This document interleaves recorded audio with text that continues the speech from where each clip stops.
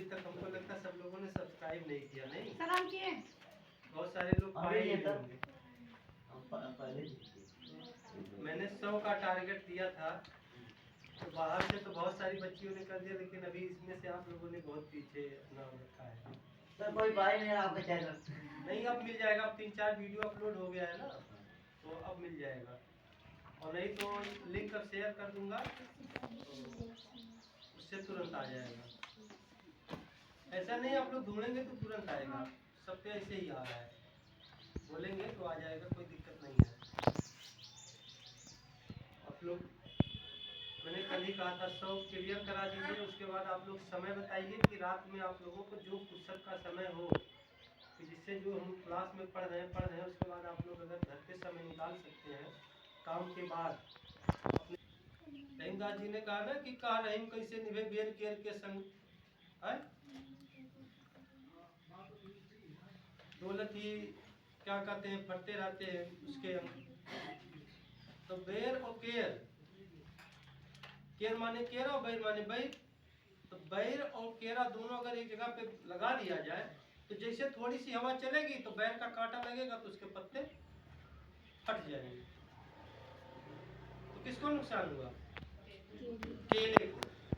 तो आप लोग क्या है, बैर बनना चाहेंगे कि केला? नहीं भाई, बैर अगर बनेंगे तब तो दिक्कत है। आप लोग केला है, लेकिन और जो रजाई है इस समय ये बैर का काम कर रही है। तो उससे बेहतर है कि उसको ऐसे हटा करके दूर कर दो कि भैया हम तुम्हारे साथ रहेंगे ही नहीं। और निश्चित है कि अभी आप लोग 9th 10th में है, 3 साल अगर आप उससे दोस्ती से दूर रह गए तो आपको बनने से कोई रोक नहीं पाएगा। और अगर उसकी दोस्ती कर लिए तो फिर आपको बना कोई नहीं पाएगा। इनसे दूरी बना करके रखिए, ठंडक से बचिए, लेकिन इतना भी मत उससे दोस्ती कर लीजिए कि आपको सुला दे। शरीर में गर्मी आई नहीं, तापमान बढ़ा नहीं कि आपको नींद आ जाएगी। और पढ़ने वाले बच्चों को, इस कहावत है ना कि जो पढ़ने वाले बच्चे होते हैं, विद्यार्थियों के 5 लक्षण होते हैं। कौन कौन से 5 लक्षण होते हैं बताइए? काकचेष्टा, बकोध्यानम, स्वनिद्रा, अल्पहारी, गृह त्यागी, विद्यार्थी च पंचलक्षण। ये 5 लक्षण होते हैं। कि काकचेष्टा, कौवे के तरीके से चतुर होना चाहिए, चालाक होना चाहिए। कौवा कहीं बैठा हो दूर, अभी आप सिर्फ झुको तुरंत उड़ जाएगा। उसको पता है कि आप कुछ उसको मारने का प्लानिंग कर रहे हैं। और बकोध्यानम, बको माने बगुला, बगुला देखे है ना, कहीं बैठा रहता है, बहते हुए पानी में बैठा रहता है, कहीं बैठा रहता है, इसे एक पैर पे एकदम तपस्या करता है, हिलता डुलता नहीं, जैसे लगता है मरा हुआ पड़ा हुआ है। लेकिन सामने से अगर शिकार आ गया तब मुंह में गया, एकदम इतना ध्यान लगा के बैठता है जैसे लगता है कि बस मरा पड़ा है। स्वान निद्रा, स्वान माने होता है कुत्ता। कुत्ते को सोते हुए आपने देखा है? लेकिन अगर बगल से निकल गया, कहीं खुर से हुआ तो तुरंत बैठ गया। अगर कहीं अपरिचित है तो काम तमाम करने में देरी नहीं लगाएगा। अल्पाहारी, अल्प माने कम, आहार माने भोजन। कम भोजन करने वाला होना चाहिए। जितना कम आप भोजन करेंगे, कहावत है कि ठास भोजनम चाप निद्रा, ठास भोजनम चाप निद्रा। तो जितने टाइट होकर के आप भोजन करेंगे उतने तेजी से आपको नींद लगेगी। लोग कहते हैं कि ये शराब पी के आइन बाऊ हिकमाते परल हैं। शराब वालों को कहाँ नींद आती है? वो तो बड़बड़ रात भर करते हैं, उसमें तो नशा कहाँ, नशा तो अलग उसका नशा है ना, वो तो अल्कोहल है। सबसे ज्यादा नशा भोजन में, अनाज में होता है। आपको भूख लगी हो, खूब टाइट होकर के भोजन कर लीजिए, फिर आपको क्या जरूरत पड़ेगी? तुरंत आप बिस्तर ढूंढेंगे कि कहीं कुछ मिल जाए, सो जाए, बस कोई देख ना पाए हमको। तो विद्यार्थियों के लिए कम भोजन होगा बताया गया है कि 4 रोटी की भूख है तो आप 2-2.5 में निपटा दो। अगर 4 से 4:30 कर दिए, कहीं 4 का तो है ही है व्यवस्था, 4:30 कर लिए तो 4:30 कर लेंगे, तब तो कहीं बढ़िया सा कोना देखेंगे कि कहीं मिल जाता, मम्मी ना देख रहा है, हम आराम से एक नींद मान लेते। अरे सोने के बाद कहाँ पता चलता है, इस ठंडी में तो सुबह नहीं इच्छा होती है कि उठे। मम्मी रजैया उठाती है, बेटा उठो, अरे मम्मी थोड़ी देर। मम्मी लोग अगर इतना गुस्सैल ना हो तो स्कूल नहीं आ पाओगी, लेट हो जाएगा सबको आने में। लेकिन ये तो मम्मी लोग एकदम से अपना असली रूप दिखा देती हैं, दुर्गा जी वाला दिखाई पड़ने लगती है कि अब तलवार अब गले पे चलने वाली है, त्रिशूल से मारने वाली है, अब जल्दी उठ के भागो। तब आप लोग जल्दी से तैयार होकर के भाग लेते हैं। और गृह त्यागी, गृह त्यागने का मतलब यह है कि जब तक हम पढ़ाई कर रहे हैं तब तक हमें नानी, मामी, मौसी, बुआ, काकी, चाची, मतलब जो भी है रिश्तेदार, भूल जाइए उनको। सिर्फ एक अपने रिश्तेदार को याद रखिए और उससे आप अपना खूब मजबूत रिश्ता बना लीजिए। इससे किताबों से जब तक आप पढ़ रहे हैं तब तक अपना सब कुछ इनको बनाइए, सारा रिश्तेदारी इन्हीं से निभाइए। और इनसे आपने रिश्ता रख लिया, इनसे रिश्ता बना लिया, कोई ताकत नहीं आपको है कि जो रोक पाए कि सफल ना होइए। गारंटी एकदम कि आपको सफलता से कोई रोक नहीं पाएगा, असफल कोई कर ही नहीं पाएगा। एक दिन आप लोग कहते हैं, अरे सर जी मौसी हमरे बिहार हाल वहीं चल गए हैं। अरे मौसी का विवाह तुम नहीं जाओगे तब भी होगा कि रुकेगा मौसी का विवाह? बताओ, अगर केहू मौसी का बुआ को काकी चाची का विवाह कर लो तो रुका है किसी का? आप नहीं जाएंगे तब भी शादी होगा। यहाँ तक कि मैंने देखा है कि बाप मर गया होता है, उसके बाद भी बेटी की शादी होती है, दूसरे दिन लाश जलाई जाती है। शादी आपके जाने और ना जाने पर निर्भर नहीं करता है। वो नाराज रहेंगे कोई दिक्कत नहीं है, आज नाराज है ना, लेकिन कल आप किसी अच्छे पोस्ट पे हो जाएंगे तब वो नहीं, उनके पूरे खानदान के लोग आपके पास आएंगे सलाह लेने के लिए, आपसे मिलेंगे कि बाबू उनसे व्यवहार बना के रखो, उधर कलेक्टर हो गई है, डॉक्टर हो गई है, इंजीनियर हो गई है, सब आपके पास आएंगे। लेकिन इनसे अगर आप दूरी बना करके मौसी की शादी में चले गए तो जो इधर सर जी पढ़ाए हैं 3 दिन 4 दिन स्कूल पे, वो मौसी नहीं पढ़ाएंगे। काहे, मौसी की तो शादी हो गई तो चली गई मौसी आने, तो वहां के अपने उसमें रोटी कपड़ा मकान अपने माया जाल में फंस जाएंगी, आपको याद नहीं करेंगी, किसी दिन गलती से फोन नहीं करेंगी। फोन कौन करेगा? तुम खुद फोन करके पूछोगी, हेलो मौसी काल ठीक है, बिट्टी रखा तनी कपड़ा धोवत है। अब बचवा आप जब फ्री हो तो नहीं बता, मौसा के जाए टाइम हो गया ड्यूटी। सुने आप लोग ऐसा कि नहीं सुने? ऐसे ही जवाब मिलता है, मतलब वो अपनी गृहस्थी में व्यस्त हो गए, आप अपनी पढ़ाई छोड़ करके उनके लिए गए थे। पढ़ाई छोड़ करके बेटा कभी भी स्कूल पढ़ने आओ, समय से आओ, जितना मौका मिलता है उस मौके का लाभ उठाओ। पढ़ाई छोड़ करके अगर काम करोगी तब आपको कोई नहीं सफल कर पाएगा। आप इसको जितना पकड़ोगी आपको असफल कोई नहीं कर पाएगा। अब कितना भी एग्जाम्पल देख लीजिए, जिसको भी आप देखें कि सफल, किताब से लगाव रखा है तब सफल हुआ है। 1 घंटा 2 घंटा 4 घंटा किसी के पास बैठ करके बेमतलब की बातों में अपना समय आप बर्बाद करते, उससे कुछ नहीं मिलता है। 4 घंटे के बदले आप 2 घंटा अगर आपने अपनी किताबों में समय दे दिया, वो किताब आपको बहुत आगे पहुंचा देगी, वो ज्ञान आपको बहुत आगे पहुंचा देगा। इस युग में नहीं, हमेशा सतयुग से लेकर के कलयुग चल रहा है, हर समय में ज्ञान की ही पूजा होती रही है। पैसा क्या है? पैसा तो क्षणिक मात्र है ना, ये तो हमारे आपके सुख का साधन है केवल। ज्ञान नहीं होगा तो पैसा क्या करेंगे? पैसा बहुत सारे लोग, अज्ञानी लोगों को पैसा दे दिया जाए क्या करेंगे? बर्बाद कर देंगे। लेकिन जिसके पास ज्ञान है, उसके पास अगर पैसा कम भी है तो सुखी है। मॉन्टेसरी में पढ़ाने वाला अध्यापक कितना पाता है? 3,000, 4,000, 5,000, 10,000 ऐसे तो पाता है। लेकिन उसके परिवार को कभी देखे हैं आप लोग कि नहीं देखे हैं? वेल अप टू डेट रहता है। क्यों? एजुकेटेड पर्सन है, वो पढ़ा लिखा है, शिक्षित परिवार है। एक मजदूर 400, 500, 700 रुपया मजदूरी करता है, पर डे करता है। घर में 4 सदस्य हैं, चारों करते हैं। लेकिन उनका पहनावा आप लोगों ने देखा कि नहीं देखा है? उनका रहन सहन देखा होगा ना? तो उस कैटेगरी में आप लोग जाना चाहते हैं? ये जरूरी नहीं है कि पढ़ करके सबको सरकारी नौकरी ही मिले।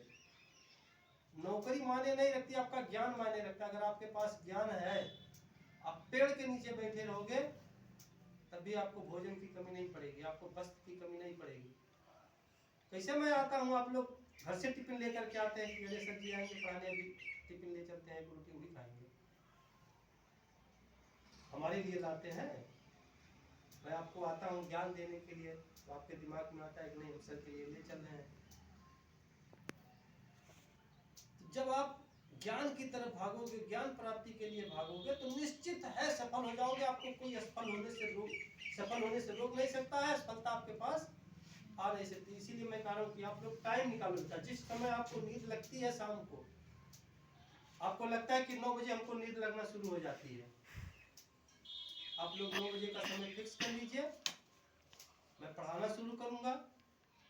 वैसे भी मोबाइल लेकर के जब आप बैठते हैं तो नींद भग जाती है, नींद नहीं आती है जब आपके हाथ में मोबाइल आ जाती है। तो उसका सदुपयोग करिए ना, मोबाइल देखिए लेकिन अपने काम की चीज देखिए, फिर जो आपको आगे ले जाएगी। चीज में आने लगती है। मैं बार बार यही चीज कर रहा हूँ। अभी आप लोग जब हाई इंटर पास कर लेंगे तो आप लोग, कोई कहेगा हम मेडिकल सेक्टर में जाएंगे, कोई कहेगा हम इंजीनियरिंग सेक्टर में जाएंगे। ऑनलाइन कोर्स के लिए आप लोग 1-1 लाख, 50,000, 60,000, 1 लाख रुपया देंगे। तो वहां जब पैसा देंगे तो आप इंतजार करेंगे, कब 6 बजी, कब 6 बजी, जल्दी 6 बज जा तो हम बैठ जाए जल्दी से खोल के मोबाइल। और जब मोबाइल आप खोल करके बैठे तब तक पता चला कि बिजली गुल, आज नेट खत्म हो गया मोबाइल। तब सोचिए कि कितना गुस्सा आपको लगता है। पूछिएगा जो लोग ऐसे हैं कि अगर आप पढ़ाई, आपका समय हो गया, क्यों? क्योंकि आपने पैसा उसके लिए बहुत खर्च कर दिया है ना। उसी सोच को बना करके करिए कि हम आप अपना समय यहाँ दे रहे हो। छुट्टी हो गया, सारे बच्चे घर गए, आप लोग यहाँ बैठे हो। उस सोच को और मजबूत बनाओ कि हम 1 घंटा अगर यहाँ पढ़ते हैं तो हम 1.5 घंटा भी और घर पे पढ़ेंगे। हम बहुत आगे बढ़ना है। कोई जरूरी नहीं है कि आप डॉक्टर ही बन करके जाओ, आप इंजीनियर ही बन के जाओ। आप हिस्ट्री पढ़ करके जाओगे, आप पॉलिटिक्स पढ़ करके जाओगे तो कलेक्टर बन जाओगे, जो पूरे जिले को डील करता है। भाई डीएम बन जाओगे। एक जिले में हजारों डॉक्टर होते हैं, हजारों इंजीनियर होते हैं, लेकिन जिले में डीएम तो एक ही होता है। तो हम उसके पीछे भागे कि इसके पीछे भागे, बताओ? डीएम बनना अच्छा है कि डॉक्टर बनना अच्छा है? डीएम बनने के लिए सोचो। यही नहीं कहेंगे अरे पढ़ने में कमजोर, जो पढ़ने में कमजोर होते हैं वही कलेक्टर बनते हैं, क्योंकि वो जानते हैं कि हमारा नंबर में कम है तो हम तो कुछ पाएंगे नहीं, तो लाओ तैयारी करें। तैयारी करते करते बाद में पता चलता है कि नीली बत्ती लेकर के वो आ गए, और जितने टॉपर लोग उनके रहते हैं तब जाते हैं साहब सलाम। भाई उनके नीचे है ना, अधीनस्थ कर्मचारी हो जाते हैं उनके। तो अपनी सोच अब जितना मजबूत बनाओगी, अगर आपने कलेक्टर बनने के लिए सोच लिया है कि हमको कलेक्टर बनना है, और उस हिसाब से अगर आपने पढ़ाई जारी की है, तो निश्चित है कि आप कलेक्टर अगर नहीं बनेंगे तो क्लर्क बनने से तो कोई रोक ही नहीं पाएगा। हमसे 1 साल जूनियर लड़का रहा है, बहुत दिन तक इलाहाबाद में तैयारी किया, नहीं आईएएस हो पाया, नहीं पीसीएस बना। पीजीटी क्वालिफाई करके इंटर कॉलेज में प्रवक्ता बन गया। कम से कम 70-75 हजार रुपये तो मिल रहा है। गरीबी नहीं आएगी ना, नहीं बहुत अमीर बनेगा, गरीबी नहीं आएगी। हमारे बहुत सारे ऐसे मित्र हैं जो टीचर हैं, सरकारी टीचर हो चुके हैं, लेकिन बहुत सारे ऐसे प्राइवेट टीचर हैं जो उनसे ज्यादा कमा रहे हैं कि नहीं कमा रहे हैं। तो ज्ञान के बल पे ही तो। आप देखिए फिजिक्स वाले सर है अलग पांडे सर, घर से निकले थे तो उनको ये नहीं पता था कि हम पूरे भारत में हमारा नाम होगा, कभी नहीं सोचे थे। खान सरकार कोई सोचा था? नहीं सरकारी नौकरी अब जाएंगे सरकारी नौकरी करने, नहीं सरकारी नौकरी में कितना पैसा मिलेगा? दूसरों को उन्होंने उन लोगों ने रोजगार भी दिया है, खुद भी कमा रहे हैं, दूसरों को भी कमा रहे हैं। ज्ञान की कोई सीमा नहीं होती है, कि ज्ञान की कोई सीमा होती है बेटा। इसलिए मैं बार बार जब से पढ़ा रहा हूँ तब से कह रहा हूँ कि आप लोग मानसिक रूप से भी तैयार नहीं हो पा रहे हो, ठीक है ना? आप लोग तैयार हो जाओ, तैयार होकर के टाइम फिक्स कर लो। मैं पढ़ाने के लिए तैयार हूँ, आप लोग पढ़ने के लिए नहीं तैयार रहोगे फिर कैसे काम चलेगा? सर 9 बजे पढ़ाइएगा। Yes sir. आज नहीं, आज सब लोग क्लियर कर लो, ठीक है ना? लेकिन सबसे पहले मैंने कहा कि सब लोग पहले चैनल सब्सक्राइब करो, पहले उतना कोटा जो है वो तो पूरा हो जाए। Yes sir. नहीं हम शुरू करेंगे अभी वो कहेगा कि आपका कोटा नहीं पूरा है। आप लोग सब लोग मिल करके बेटा चैनल सब्सक्राइब करो। आपके सबके घर में 2-2 4-4 मोबाइल है, कोई ऐसा नहीं है जिसके घर में 2-4 मोबाइल नहीं है। इसमें जितने परिवार है सबके घर में उतनी मोबाइल है, और सब पे आप लोग अगर कर दें, आपके जो जानने वाले हैं 2-4 लोग, उनसे कह करके अगर करवा देंगे तो 1 दिन का काम है, 1 सेकंड का काम है। इधर कोटा पूरा हो गया, उधर आप लोग कल से इसका लाभ लेना शुरू कर दीजिए। 9 बजे आप लोग टाइम फिक्स कर दीजिए। 9 बजे मैं आप लोगों को कहिए तो हिंदी पढ़ाऊंगा, नहीं तो कहिए इसी को आगे बढ़ा दूंगा इसमें, लेकिन इसका दूसरा पार्ट पढ़ाऊंगा, तब जागृति वाला पार्ट पढ़ाऊंगा फिर उसमें ऑनलाइन में, ठीक है ना? यहाँ पे क्लास में ये हिस्ट्री वाला पार्ट, ऑनलाइन जागृति वाला पार्ट, ठीक? और हिंदी? हिंदी यहीं पढ़ाऊंगा बेटा, क्लास में ही पढ़ाऊंगा, ठीक है ना? हिंदी तो आप लोग कल से तैयार हो जाइए, हिंदी कल से पढ़ा दूँ, ठीक है ना? आज नहीं पढ़ाएंगे। आज बेटा भी आज शिफ्ट हुआ हूँ यहाँ, तो आज जाऊँगा मार्केटिंग करने के लिए। कुछ सर सामान जो हमारे पास जो नहीं है, गैस नहीं है, अभी गैस ले लूँ, सब्जी उब्जी अपना जो व्यवस्था है उसको कर लूँ पहले। आज सेटल हो जाऊँ व्यवस्थित तरीके से, कल से आप लोगों की हिंदी की क्लास चलाते हैं, ठीक? तो आज आप लोग कोटा हमारा पूरा कर रहे हैं सब लोग। चलिए, सबके घर में 2-2 4-4 मोबाइल है। करना है क्या भाई? सब्सक्राइब करने में कुछ जा रहा है? सब पे सब्सक्राइब करवा दो। आपके सबके पास जानने वाले 2-4 लोग सबको जानने वाले हैं, उनसे रिक्वेस्ट कर दो। चाचा काका भैया बाबू जो कहते हैं आप कह करके, बाबू हमें कोई सर जी पढ़ाते हैं उनका सब्सक्राइब कर दो चैनल में। चैनल सब्सक्राइब हो गया, कोटा पूरा हो गया, उसका लाभ आपको मिलेगा। मैंने आज आप लोगों को बताया था कि आज मैं आप लोगों को असहयोग आंदोलन पढ़ाने वाला हूँ।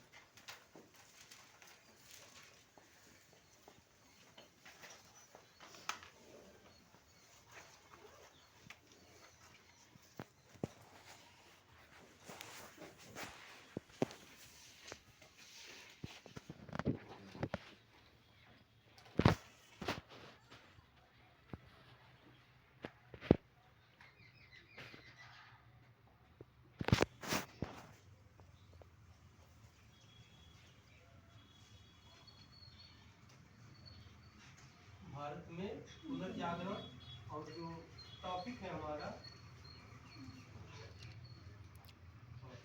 वो है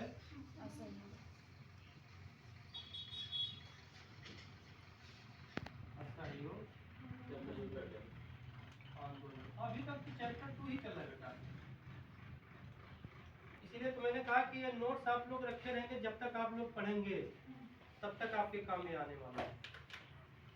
सेम यही इंटर में भी है, यही ग्रेजुएशन में आप जाएंगे, बस थोड़ा थोड़ा सा बढ़ता चला जाता है। इसका थोड़ा सा जो दायरा है थोड़ा सा बढ़ाते चले जाते हैं, और कुछ है नहीं। यहाँ जिस लेवल पे मैं आप लोगों को मैं प्रयास यही कर रहा हूँ कि आप लोगों को अगर ये समझ में आ गया फिर आप लोगों को सहयोग नहीं करना है। अब पास से रिलेटिव है कि सहयोग नहीं करना है, किसका नहीं करना है? अंग्रेजी गवर्नमेंट का, अंग्रेजी सरकार का, ब्रिटिश हुकूमत का। क्यों नहीं करना है? इसमें इन्होंने कहा कि क्यों नहीं करना है, मतलब असहयोग आंदोलन ही क्यों कह रहे हैं? असहयोग योग आंदोलन ही क्यों? और कोई आंदोलन क्यों नहीं किए? असहयोग आंदोलन ही क्यों किए भाई?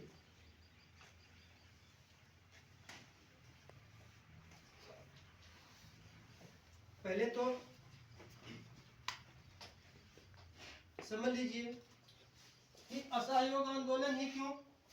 कल मैंने पढ़ाया था आपको पहले ही कि रॉलेट एक्ट, जिसका विरोध पुरजोर तरीके से भारतीयों ने किया। एक ऐसा काला काला कानून जिसमें सभी किसी भी भारतीय क्रांतिकारी को या किसी भी भारतीय व्यक्ति को संदेह के आधार पर उसको नजरबंद कर दिया जाता था, जेल में डाल दिया जाता था, तरह तरह की यातनाएं दी जाती थी।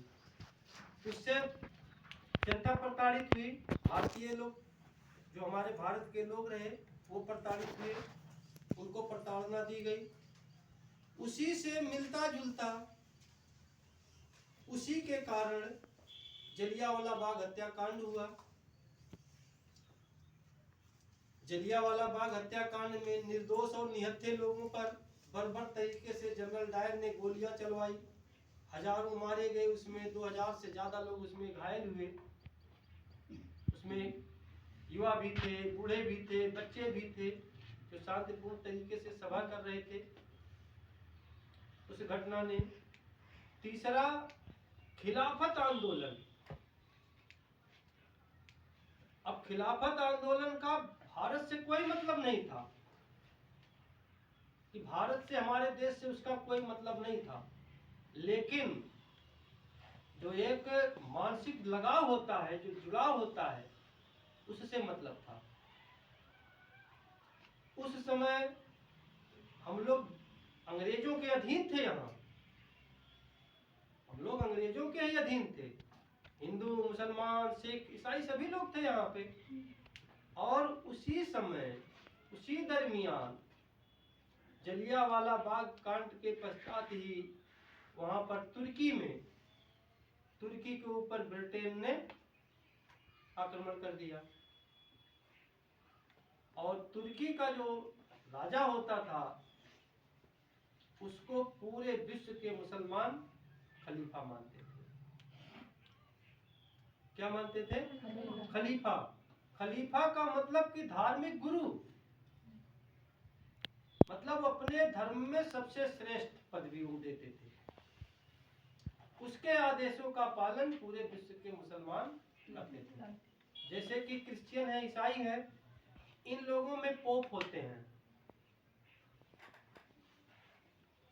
जो पोप गुरु हैं उनका निवास स्थान रोम में ही है, जो विश्व का सबसे छोटा देश है। देश भी अलग उसको कहा जाता है, वेटिकन सिटी। वहां पे उनका निवास स्थान है और वहीं से उनकी सारी क्रियाएं संचालित होती हैं। उनके ही आदेशों का पालन, उनके ही क्रियाकलापों को देख करके पूरे विश्व के जितने भी ईसाई जगत के लोग हैं अपना सब काम करते हैं। अब ब्रिटेन ने जब उस पर अधिकार कर लिया तो पूरे विश्व के मुसलमान भड़क गए। हमारे देश के भी मुसलमानों ने विरोध करना शुरू कर दिया, जिसमें जो प्रमुख नाम है वो है अबुल कलाम आजाद। अबुल कलाम आजाद साहब के नेतृत्व में इन्होंने यहाँ पर मुसलमानों का नेतृत्व किया और कहा कि हमें उसकी खिलाफत करनी है, मतलब उसका विरोध करना है।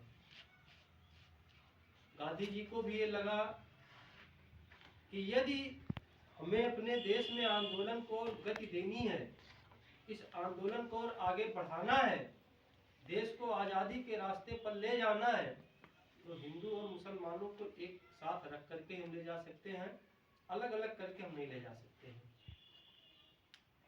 तो उन्होंने बताया, लोगों से कहा कि हमें इनका साथ देना चाहिए। ब्रिटिश गवर्नमेंट मानती या नहीं मानती वो अलग बात है, लेकिन हमें एकजुटता का प्रदर्शन करना ही करना होगा, हमें एकजुट रहना ही होगा और हमें ब्रिटिश गवर्नमेंट को झुकाना ही होगा। तो ये सारी चीजें थी, बहुत सारे ऐसे कारण थे, इस सब मिला करके बहुत सारे ऐसे कारण रहे कि महात्मा गांधी ने कहा कि अब हमारे पास और कोई विकल्प नहीं बचा है, कोई रास्ता नहीं बचा है, सिर्फ एक ही रास्ता बचा है, असहयोग, कि हम किसी भी प्रकार का सहयोग नहीं करेंगे, ना हम कानूनी रूप से उनका सहायता करेंगे, ना हम राजनीतिक रूप से उनका सहायता करेंगे, ठीक है, ना हम आर्थिक रूप से उनका कोई सहायता करेंगे, किसी भी प्रकार से। उन्होंने कहा कि हर प्रकार से उन्होंने बायकॉट करना शुरू कर दिया। अब इसको पहले थोड़ा सा लिख लिया जाए, फिर आगे हम लोग बढ़े। चलिए, असहयोग आंदोलन, हेडिंग डालिए।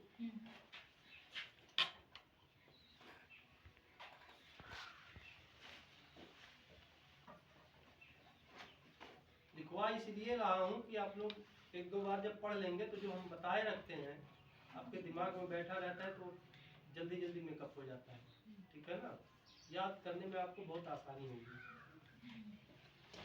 उनको लग रहा है कि आप लोग मेहनत कर रहे हैं, और हर संडे को मैंने बताया है कि कम से कम 2 से 2.5 घंटे या और समय मिलेगा तो क्लास चलेगा आपका। मतलब छुट्टी का कोई भी दिन होगा, आप लोगों की छुट्टी नहीं होगी। अब वो आप लोगों के ऊपर है कि आप लोग छुट्टी करना चाहेंगे कि नहीं करना चाहेंगे। नहीं करना चाहेंगे तो मैं उपलब्ध रहूँगा उस दिन, पूरे एक हफ्ते का रिवीजन होगा, ठीक है ना, उसमें आपका छोटा सा टेस्ट भी रहेगा, ये जांच करना भी जरूरी है ना। चलिए लिखिए, असहयोग आंदोलन। महात्मा गांधी ने अपनी प्रसिद्ध पुस्तक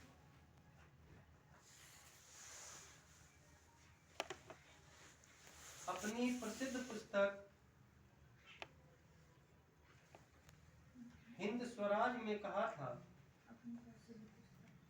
हिंद स्वराज में कहा था, 3-4 बार आपके सामने ये नाम आ चुका है, तो भूलना नहीं चाहिए कभी, ठीक है ना। हिंद स्वराज में कहा था कि भारत में ब्रिटिश शासन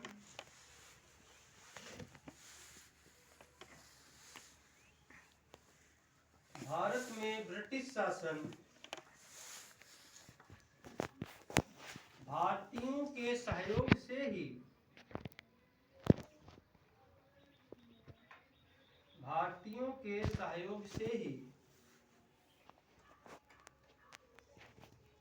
स्थापित हुआ था,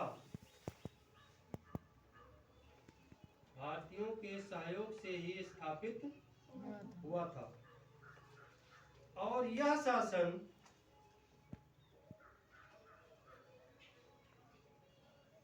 शासन इसी सहयोग के कारण चल पा रहा है।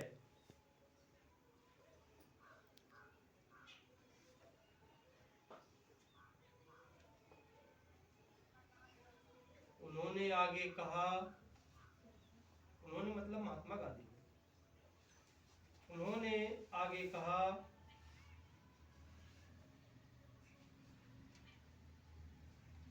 कि यदि हम भारत के लोग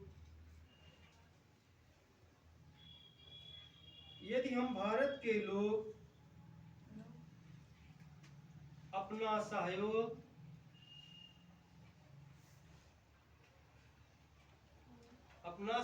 वापस ले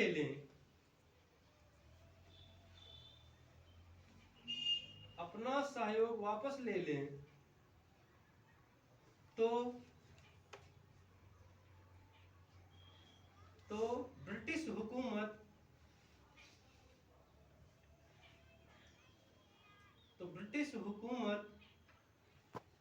साल भर में ढह जाएगी। 1 साल में ढह जाएगी। साल भर लिख लीजिए या 1 साल लिख लीजिए, साल भर में ढह जाएगी। और स्वराज्य की स्थापना हो जाएगी, और स्वराज्य की स्थापना हो जाएगी।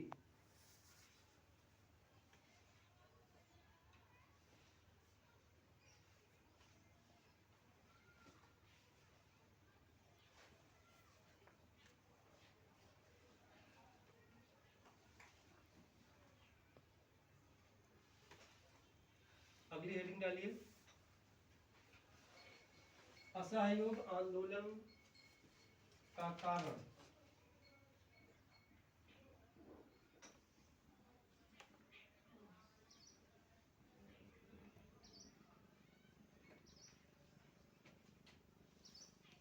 आंदोलन का कारण।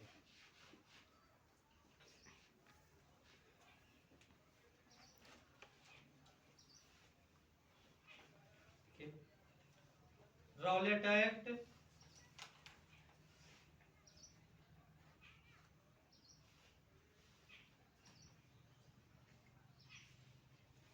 जलियांवाला बाग हत्याकांड,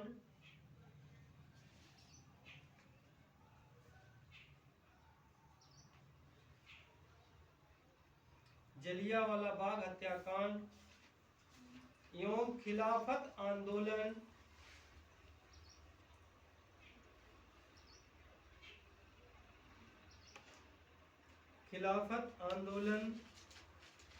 ने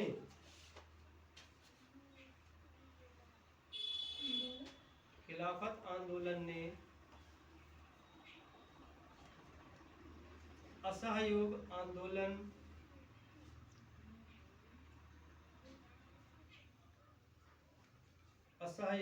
आंदोलन को प्रेरित किया,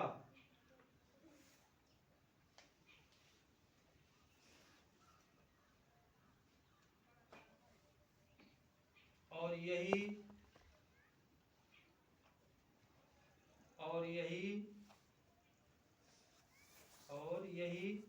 असहयोग आंदोलन का कारण बना।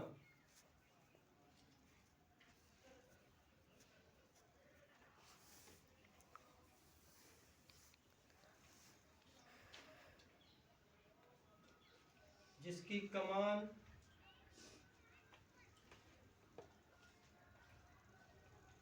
कमान स्वयं महात्मा गांधी ने संभाली, स्वयं कमान महात्मा गांधी ने संभाली,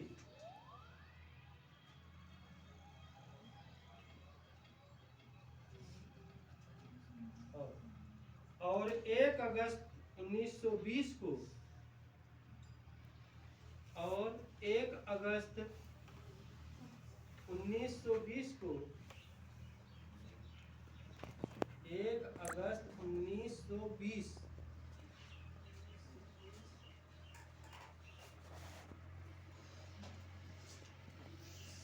1 अगस्त 1920 को इस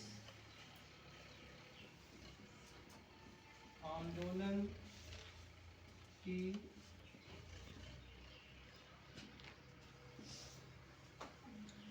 शुरुआत की, इस आंदोलन की शुरुआत की। अगली हेडिंग डालिए,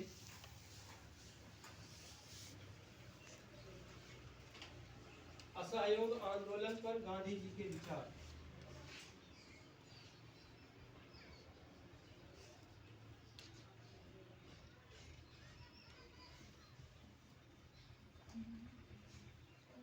असहयोग आंदोलन पर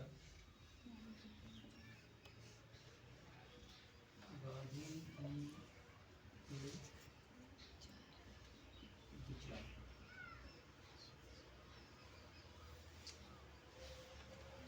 असहयोग आंदोलन जब शुरू हुआ तो उस पर गांधी जी का क्या विचार था, क्या प्रतिक्रिया थी? ठीक है ना, चलिए लिखिए।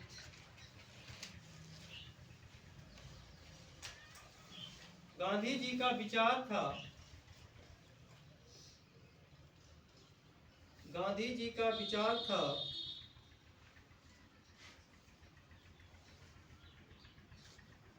विचार था कि इस आंदोलन को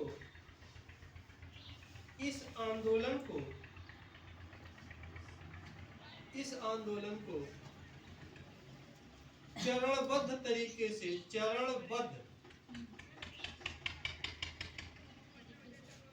इस आंदोलन को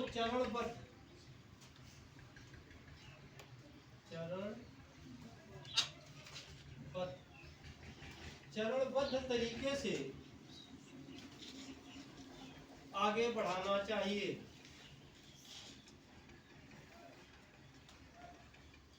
जिसके लिए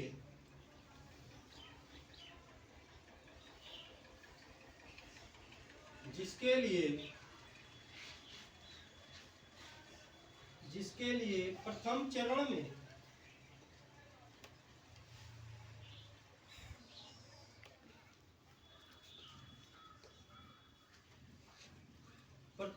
में लोगों को अपनी पदवी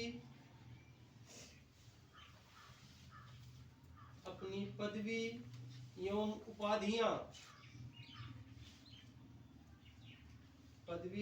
उपाधियां वापस कर देनी चाहिए।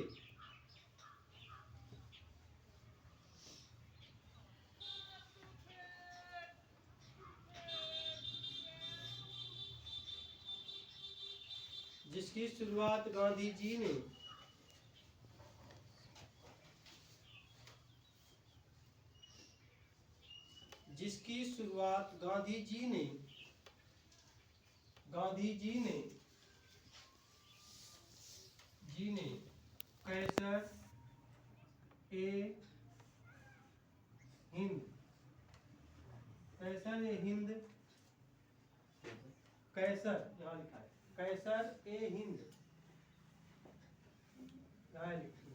कैसर ए हिंद की उपाधि वापस करके की।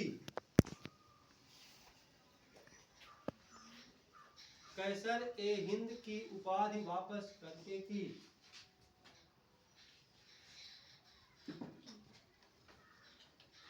उनके पश्चात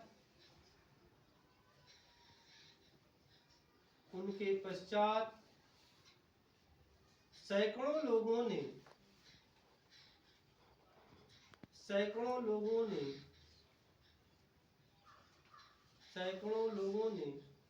अपनी पदवी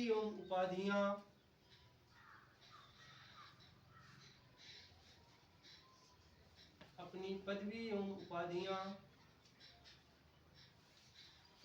अंग्रेजी सरकार को वापस कर दी। पदवी एवं उपाधियां अंग्रेजी सरकार को वापस कर दी।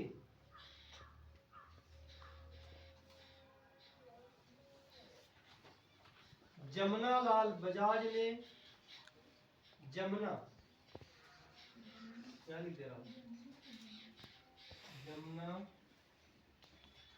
जमनालाल बजाज ने अपनी जमनालाल बजाज ने अपनी राय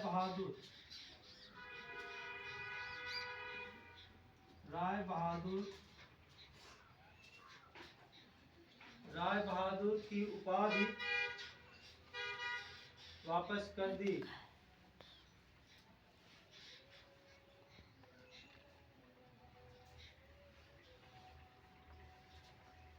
हो गया?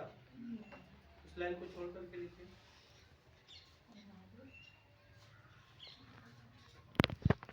दूसरे चरण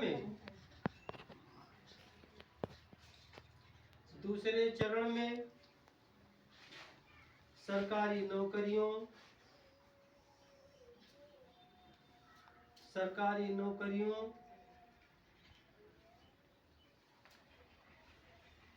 सेना,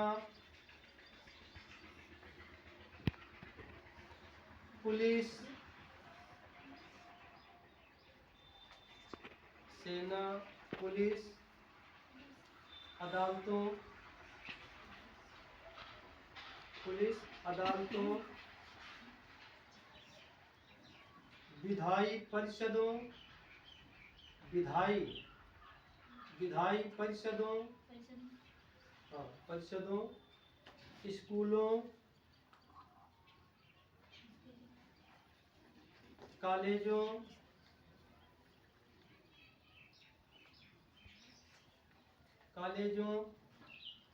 एवं विदेशी वस्तुओं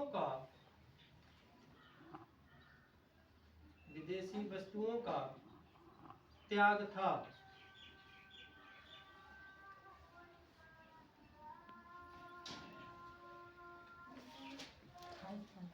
अगला हेडिंग लिखिए।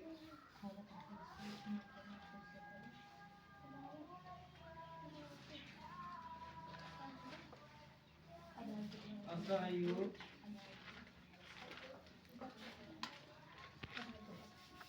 आंदोलन का विरोध। असहयोग आंदोलन का विरोध। क्या बात है बेटा, बताओ। अभी आज काफी अभी समय लगेगा आप लोगों को। असहयोग आंदोलन का विरोध लिखिए। श्रीमती एनी बेसेंट ने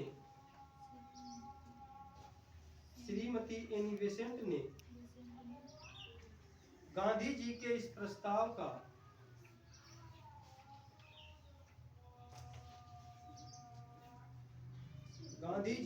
प्रस्ताव का श्रीमती एनी बेसेंट ने गांधी जी के इस प्रस्ताव का विरोध करते हुए कहा है ना, लिखिएगा, सिर्फ कहा, विरोध करते हुए कहा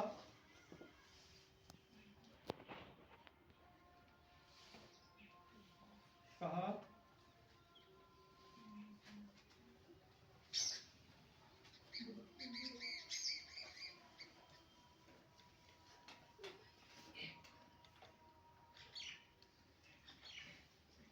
के आगे इसे डैश कीजिएगा, inverted comma, double inverted comma से लिखना है।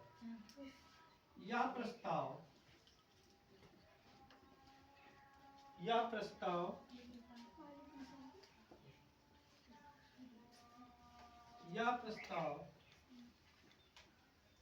भारतीय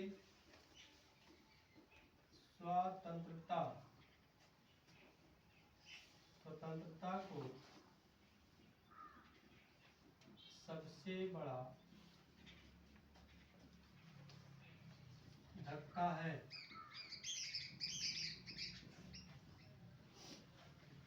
डबल इन्वर्टेड कॉमा से क्लोज कर दीजिएगा। यह प्रस्ताव भारतीय स्वतंत्रता को सबसे बड़ा धक्का है। आगे चले। अब अगला हेडिंग डालिए। नागपुर अधिवेशन।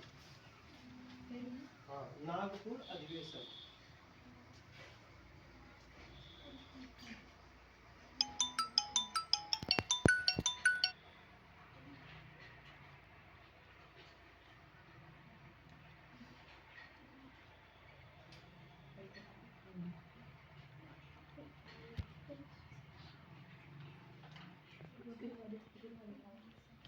नागपुर अधिवेशन। चलिए लिखिए। आखिरकार दिसंबर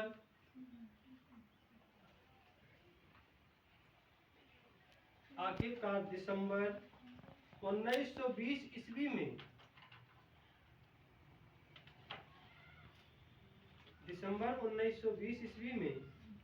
कांग्रेस के नागपुर अधिवेशन में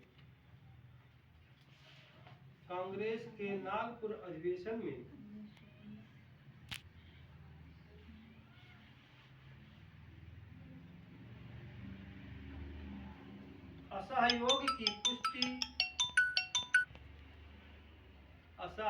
की पुष्टि कर दी गई। कर दी गई तथा दो बड़े निर्णय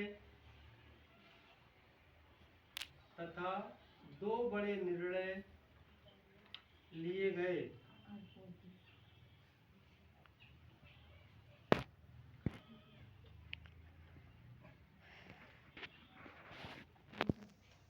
दो बड़े निर्णय लिए गए। नंबर 1 लिखिए। नंबर 1 पहला पॉइंट लिखिए। इसके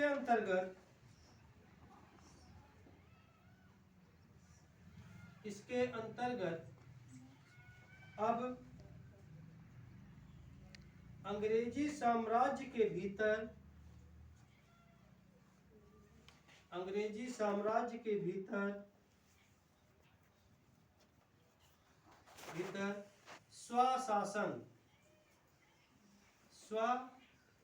स्वशासन का लक्ष्य त्याग कर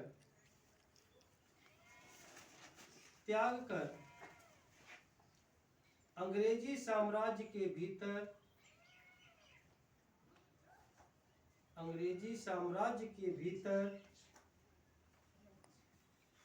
और आवश्यकता हो तो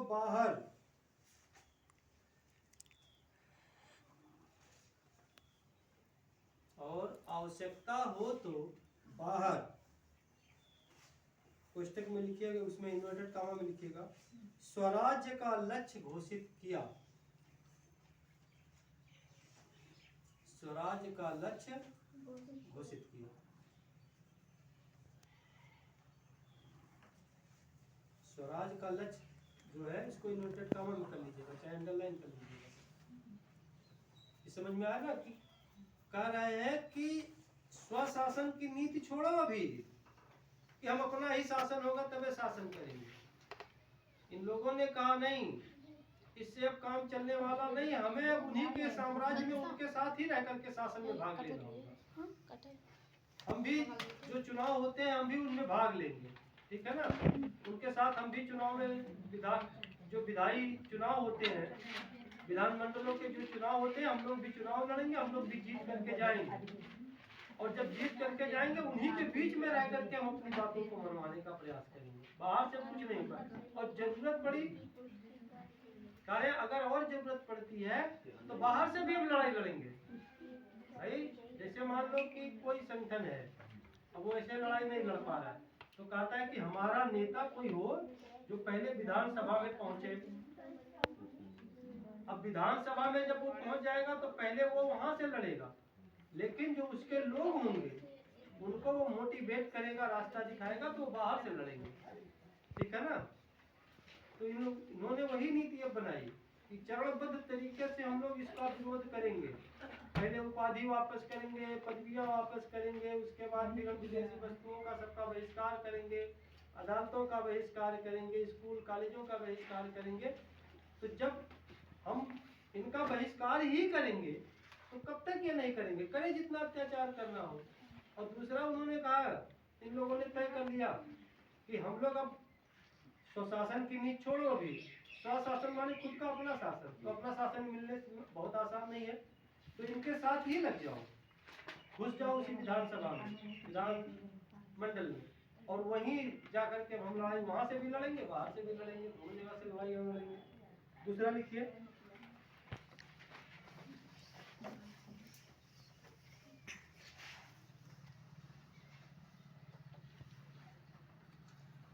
इसके लिए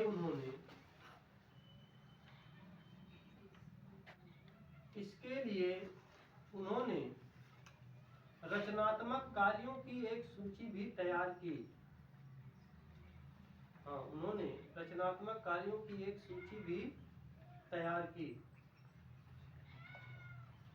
थकान लगे या उबन होने लगेगी तो बता देना बेटा। सूची भी तैयार की। इसे काफी लेट हो जाता है ना, बैठे बैठे उठने लगते हैं, तो अगर ऐसा होगा, फील होने लगेगा तो बता दिएगा, 2-4 मिनट बंद कर देंगे और घर जाना होगा तभी बताइएगा। नंबर 1 जैसे लिख करके नंबर 1 लिखिए। जैसे नंबर 1, हाँ, सभी वयस्कों को कांग्रेस का सदस्य बनाना। सभी वयस्कों आधा वा या आधा श्राद्ध को सभी वयस्कों को कांग्रेस का सदस्य बनाना। मतलब जो उस समय 16 साल से जो भी ऊपर थे सबको कांग्रेस का सदस्य बनाओ,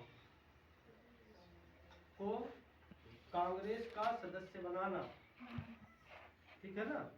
जब वयस्क होंगे, युवा होंगे, कांग्रेस के सदस्य बनेंगे तो और पूरी ताकत के साथ लड़ेंगे, जोश होता है उनमें। दूसरा नंबर 2, 300 सदस्यों का अखिल भारतीय कांग्रेस समिति, अखिल भारतीय कांग्रेस समिति, इसको इन्वर्टेड कामा में कर लीजिएगा, अखिल भारतीय कांग्रेस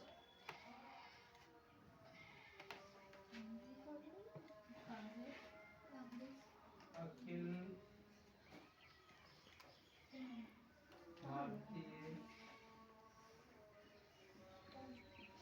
कांग्रेस समिति का गठन करना, का गठन करना। नंबर 3 लिखिए, गठन करना। नंबर 3, भाषाई आधार पर, तीसरा पॉइंट है इसमें, भाषाई आधार पर समितियों का गठन करना।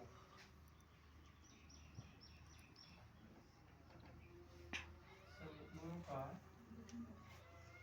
गठन करना, ये सबसे बड़ा दिमाग था, क्योंकि हमारा जो भारत था ये पूरब से लेकर के पश्चिम तक काफी विस्तृत था, और उस समय बांग्लादेश, पाकिस्तान सब भारत के ही अंग थे। तो इतना विस्तार भूभाग पर एक भाषा नहीं था। आज ही अपने देश में देखिए 22 भाषाओं को तो मान्यता मिली है। दिहतवा में कहावत है ठू, जाने तक नहीं तो सजी, कोस कोस पे पानी और 3 कोस पे बानी। हाँ, कोस कोस पे पानी और 3 कोस पे बानी, बदलता रहता है, ठीक है ना। अभी आप लोग यहाँ हैं, यहाँ का पानी आप लोगों को बहुत अच्छा लगता है। अभी केशवापुर जाएंगे तो कहेंगे पता नहीं कैसे आ रहा है, कहेंगे ना। अब कहीं रिश्तेदारी में जाते होंगे तभी आप लोगों को पानी लगता होगा कि बड़ा गड़बड़ है या अच्छा है, आपका सबको लगता है। जबकि पानी क्या है, स्वादहीन होता है, इसमें कोई स्वाद नहीं होता। कि होता है पानी में, साइंस में पढ़े होंगे कि पानी रंगहीन, गंधहीन, स्वादहीन सब होता है, उसमें कोई ना रंग होता है, ना गंध होता है, ना स्वाद होता है। लेकिन फिर भी जैसे हम जहाँ जाते हैं तैसे कहते हैं कि बढ़िया है कुछ अलग है। और जैसे हम 3 कोस 4 कोस जैसे इधर उधर होते हैं, वहाँ की भाषा बदल जाती है। तो कांग्रेस, इन लोगों ने सोचा कि कांग्रेस की समिति का गठन किया गया, ठीक है, लेकिन अब भाषाई आधार पर कांग्रेस की समितियों का गठन है। जो कन्नड़ बोलने वाले हैं उनका वहां पे उनका सदस्य बनाओ, जो तेलुगु बोलने वाले हैं उनके सदस्य अलग बनाओ, जो बंगाली बोलने वाले हैं अलग बनाओ, जो उर्दू बोलने वाले हैं अलग बनाओ, हिंदी वालों का अलग। मतलब पहले भाषाई आधार पे बना लो, उसमें से जो लोगों को हिंदी का ज्ञान है, क्योंकि हिंदी पर इन्होंने ज्यादा फोकस किया कि पूरे हिंदुस्तान की भाषा रहेगी, पूरे भारत की रहेगी। तो जिसको अंग्रेजी का ज्ञान होगा, जो हिंदी का ज्ञान होगा, उसमें से जो श्रेष्ठ होंगे उनको हम कांग्रेस कार्य समिति में जगह दे देंगे। उनकी बातें यहाँ तक पहुंचेंगी। कैसे आज पार्टियां हैं, प्रधानमंत्री ऊपर बैठा है लेकिन गांव का पन्ना प्रमुख गांव में बैठा है, तो पन्ना लेकर के, मतलब एक पन्ने पर वो 30, 40, 50 लोगों का नाम रखा है अपने पास।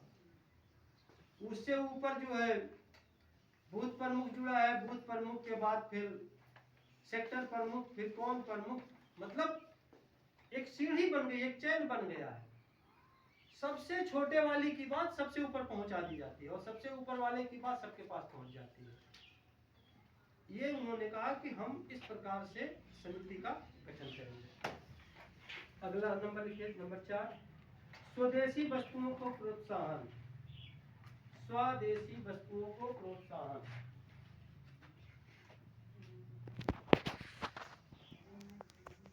स्वदेशी वस्तुओं को प्रोत्साहन, प्रोत्साहन माने बढ़ावा, कि अपने ही देश में मेड इन इंडिया होना चाहिए। अब वो मेड इन चाइना नहीं चलेगा, चाइना वाले लूट ले जा रहे हैं हमको, ठीक है ना।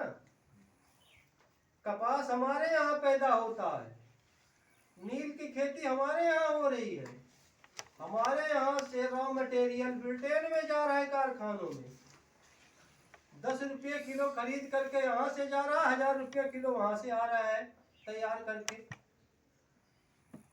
तो इन लोगों ने कहा कि नहीं, अब हमें स्वदेशी वस्तुओं का ही प्रयोग ज्यादा करना है, प्रोत्साहन देना है, उसको बढ़ावा देना है कि लोग अपने यहाँ की वस्तुओं, बनी हुई वस्तुओं को ही बढ़ावा दें। यहाँ के लोग, यहाँ वस्तु बनेगी, यहाँ सामान बनेगा, यहाँ के लोग बनाएंगे और यहीं के लोग खरीदेंगे, तो जो भी प्रॉफिट है, जो भी मुनाफा है, यहाँ के लोग पाएंगे। वैसे औने पौने दामों पे यहाँ से माल उठा करके पहुंच गया इंग्लैंड, वहां से कंपनियों में बन करके आ गया, तो सारा मुनाफा तो वो उठा ले गए। तो ये तो कहावत है कहते हैं कि मजा मारे गाजी मिया धक्का सहे मुझाओ, कहा थी नहीं। तो मजा तो वो लोग मार रहे थे, और धक्का कौन सा रहे? किसान, जमींदार जो थे वो परेशान कर रहे हैं, अंग्रेजी सरकार परेशान ही कर रही है।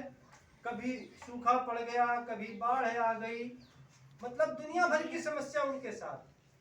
तो इन चीजों के लिए उन्होंने कहा कि अब जो भी चीजें हैं प्रोत्साहन ये दिया जाए कि यहीं लोग बनाए, यहीं हम लोग खरीदें उसको। 5वां नंबर, यथासंभव हिंदी का प्रयोग, यथासंभव हिंदी का प्रयोग। जब भी आप लोगों को बेटा जाना होगा बोल देना, मन दबा के मत बैठना। यथासंभव हिंदी का प्रयोग, क्योंकि अभी लंबा है, काफी लंबा है। अब अगली हेडिंग डालिए, असहयोग संबंधी प्रस्ताव की मुख्य बातें। असहयोग संबंधी प्रस्ताव की मुख्य बातें। हाँ हाँ, हेडिंग बेटा, असहयोग संबंधी प्रस्ताव की मुख्य बातें, ठीक है ना। अब इसकी मुख्य बातें क्या क्या रही हैं? जो प्रस्ताव असहयोग से संबंधित जो पारित किया गया उसमें कौन कौन सी मुख्य बात है उसको लिखिए। नंबर 1, सरकारी उपाधियों पदवियों को छोड़ दिया जाए। सरकारी उपाधियों पदवियों को छोड़ दिया जाए।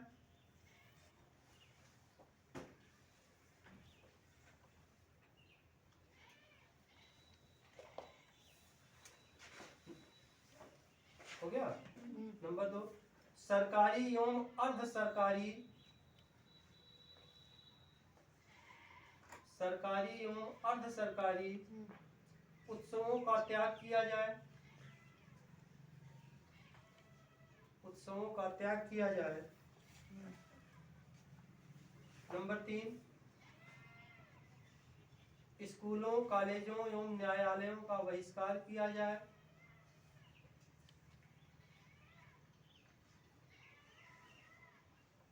स्कूलों, कॉलेजों एवं न्यायालयों का बहिष्कार किया जाए।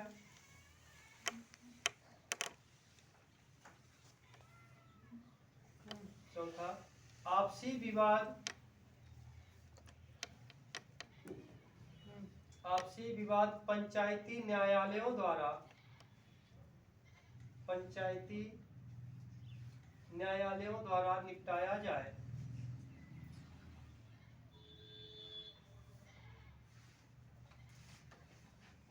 लास्ट इसमें पॉइंट है, विदेशी वस्तुओं का पूर्णतया बहिष्कार किया जाए।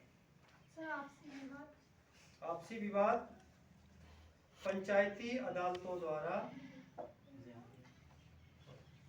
आपसी विवाद पंचायती, वही अदालतों या न्यायालयों, दोनों चीज देखिए। हाँ, पंचायती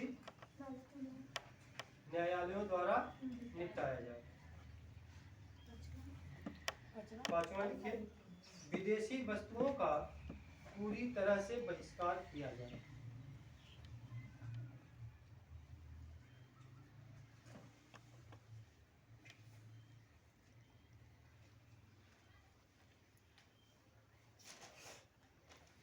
अगला हेडिंग, आंदोलन के प्रभाव वाले क्षेत्र, या आंदोलन का प्रभाव ऐसे लिख लीजिए सीधे सीधे, आंदोलन का प्रभाव।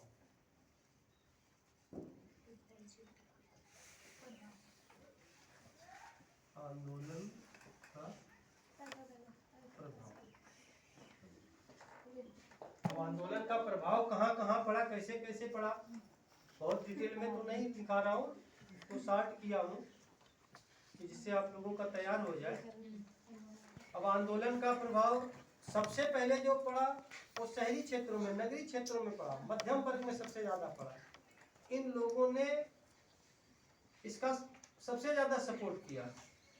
धीरे धीरे करके ये आंदोलन गांव की तरफ गया, किसानों में, मजदूरों में, ठीक है ना, वहां तक पहुंचा। चलिए इसमें लिखिए, इस आंदोलन की शुरुआत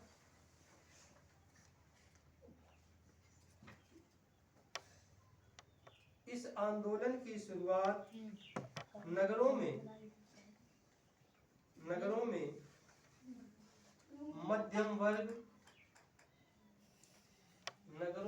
मध्यम वर्ग की सहभागिता से शुरू हुआ।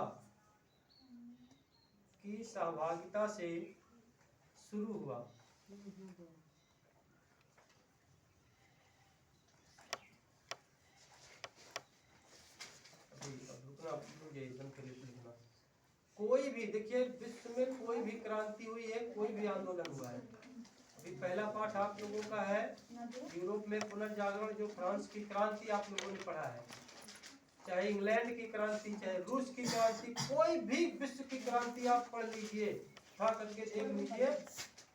क्रांतियों में सबसे ज्यादा मिडिल वर्ग ही, मध्यम वर्ग ही आगे रहा है, और इसी ने ही किसी क्रांति के स्वरूप को बनाया और बिगाड़ा, क्रांति को सफल। हाँ, मध्यम वर्ग, मिडिल क्लास जिसको कहते हैं, आज भी मिडिल क्लास के लोग, अरे मिडिल क्लास के लोग क्या जानते। विश्व में कोई भी क्रांति आई है, कोई भी आंदोलन हुआ है, मिडिल वर्ग के लोग ही इसमें बहुत ज्यादा भाग लिया है। भाई गरीब के पास कुछ है ही नहीं है, तो ये सोचता है कि अमीर होंगे, रहेंगे, मजदूरी हमको मजदूरी तब भी करना है, वो रहेंगे तब भी करना है, तो वो तो उसमें चला गया कि जब हमको कुआं डेली खोदना है, डेली पानी पीना है, तो उसके लिए कोई चिंता नहीं।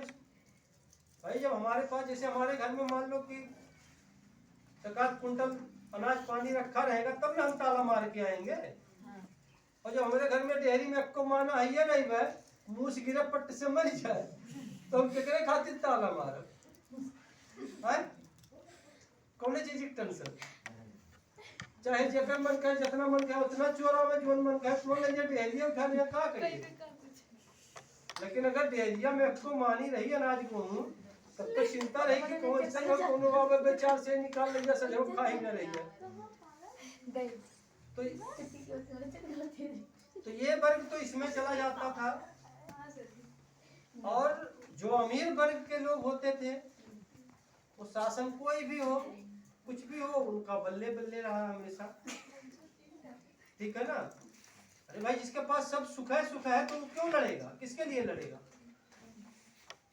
अब कहोगे कि अरे सर जी, तो राजा लोग का के लड़ते रहे, तो राजा लोग लड़ते थे, उसमें उनका स्वार्थ था अपने वर्चस्व को दिखाने के लिए, अपने साम्राज्य, अपने राज्य को साम्राज्य बनाने के लिए, कि बहुत बड़ा जब साम्राज्य होगा तो हमारा प्रभुत्व अधिक होगा, तो उसके लिए वो लड़ते थे। उसी लिए तो दूसरे का छीनने के लिए तो लड़ते थे। अरे भाई अपना बचाने के लिए लड़े तो ठीक है, लेकिन जिसके पास ताकत होती थी वो दूसरे का। लेकिन मिडिल वर्ग के पास थोड़ा सा रहता है, ज्यादा बचाने की सोचते हैं। अमीरों के पास बहुत कुछ है, तो दुनिया भर का व्यवस्था, बड़ी बड़ी हवेली है, सीसीटीवी कैमरा लग गया है, पहरेदार लगे हैं, वो तो आराम से चौड़े होकर के सो रहे हैं भाई, उनको पता है ना कि हम इसीलिए सारी व्यवस्था की है। और गरीब के पास कुछ है ही नहीं है तो वो अलग सो रहा है। लेकिन जे तनका एरियन चार मानी धरे वो ओकर नींद ना आए उसकी को रहती है कोनो मार के छोड़ न ले जाए। गाँवों में देखते हैं जब इसी ठंडी उंडी के महीने में बहुत पहले शोरगुल होता था, अरे हो चोर आई गए, हो चोर आई गए, अरे चोर आई गए, तो अरे सबसे ज्यादा का लेके जी है वो अनजा लेके जी है डेरिया में से। तो ऐसे लोग परेशान होते थे। परेशान होने तो जो भी क्रांति आई बेटा मिडिल वर्ग ने ही किया है, ठीक है ना। लिखा है आगे, सर जी हेडिंग पूरा कर दीजिए। ये इसको पूरा कर दे। क्या हेडिंग है सर जी? अभी बेटा तकरीबन 2 पेज है, तो तो ये हेडिंग एक पूरा कर दे तो कल इसको पूरा कितना कर बड़ा सर जी हेडिंग है? बड़ा नहीं है, बड़ा तो अब तक खत्म हो गया होगा, अभी तो लिखाया ही कितना है आप लोगों को। सहभागिता से शुरू हुआ। बड़ी संख्या में, हाँ उसी में लिखना है, बड़ी संख्या में विद्यार्थियों ने, बड़ी संख्या में विद्यार्थियों ने स्कूल कॉलेज छोड़ दिए। अध्यापकों ने त्याग पत्र दे दिए।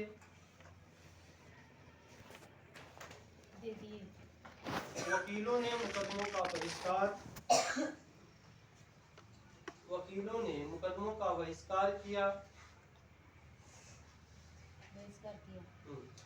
मद्रास को छोड़कर मद्रास को छोड़कर अधिकतर प्रांतों में परिषदीय चुनावों का बहिष्कार किया गया। अधिकतर मद्रास को छोड़कर अधिकतर प्रांतों में परिषदीय चुनावों का बहिष्कार किया।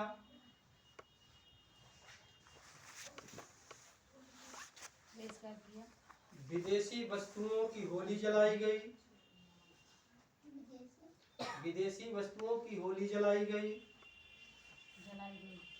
हाँ, मदिरा की दुकानों पर धरना दिया गया। मदिरा की दुकानों पर धरना दिया गया। मदिरा माने शराब, दुकानों पर धरना दिया गया। धरना धरना धरना पड़कर सर हो गया कि मतलब इसको बंद किया जाए। धरना दिया गया। भारतीय व्यापारियों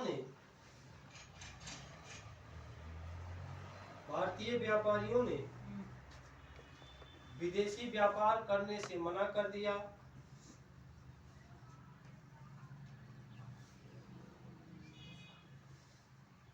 मना कर दिया।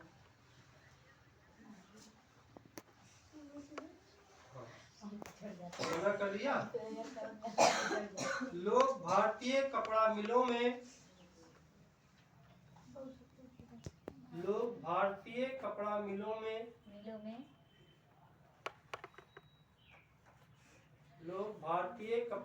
में एवं हथकरघों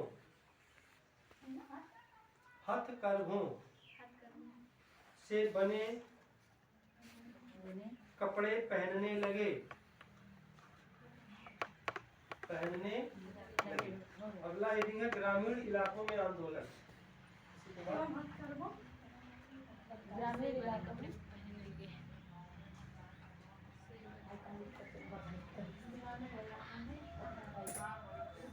आंदोलन।